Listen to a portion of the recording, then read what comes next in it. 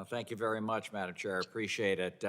I too am a supporter and co-sponsor of Ms. Bustos' bill on the Social Determinants Accelerator Act. And I think it's very important to have that coordination. We've heard here today from our witnesses and others that without that coordination, it's very difficult to get things done. And in my home state of Oregon, one of the big projects that's worked extremely well is our coordinated care organizations to deliver Medicaid or our Oregon Health Plan benefits for a lot of folks. And they're grown up from the ground up.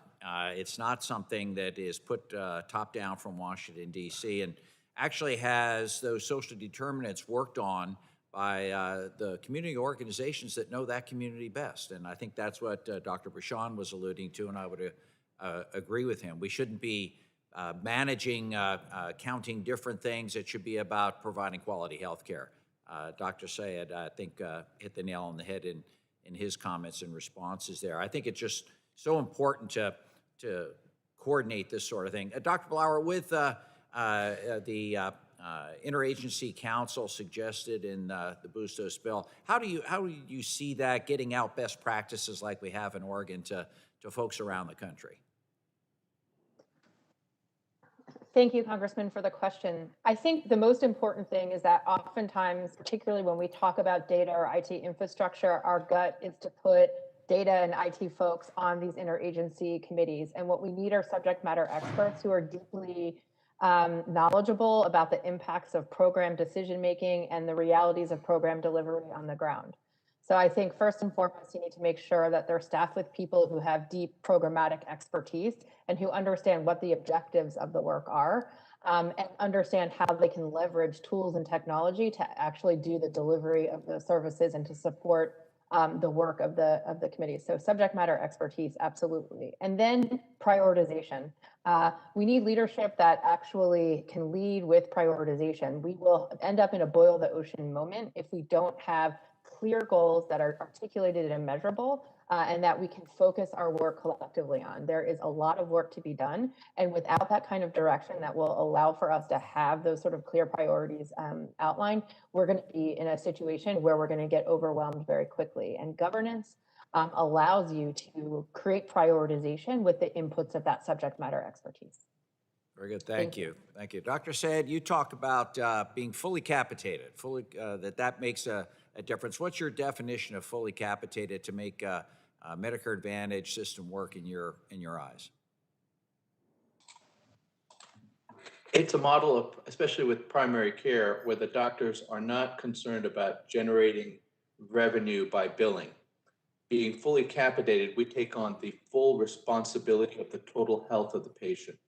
And so it gives us the flexibility to treat seniors with multiple chronic medical issues according to their actual individual situations.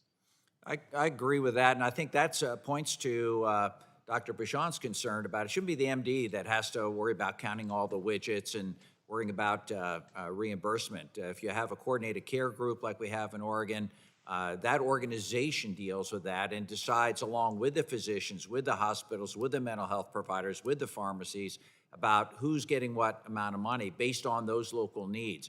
I don't see why we don't even just transition to that. Fee-for-service is so outmoded.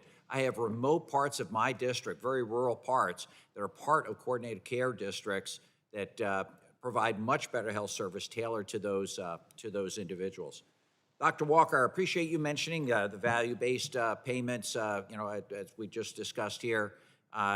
What policy should we be pursuing to foster growth in that arena? We're actually trying to do that, Mr. Guthrie, Mr. Mullen, and I, with regard to pharmaceuticals, but I think it obviously applies here in terms of just care delivery. What should we be doing to foster growth in that area?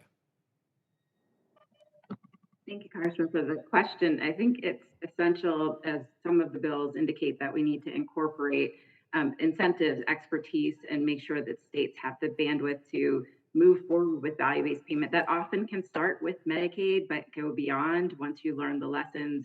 Medicare Advantage is fully taking on this value-based payment role. But it does take a bit of guidance. And the Caring for Social Determinants Act does include a recommendation to include that updated guidance to allow for innovations like the CCOs to flourish in other places. But it does take leadership, it takes alignment, and it takes the right expertise. I think that's where, having data to look at the alignment of incentives can be incredibly helpful too. Very good. Thank you. Thank you all for your work, and I yield back, Madam Chair.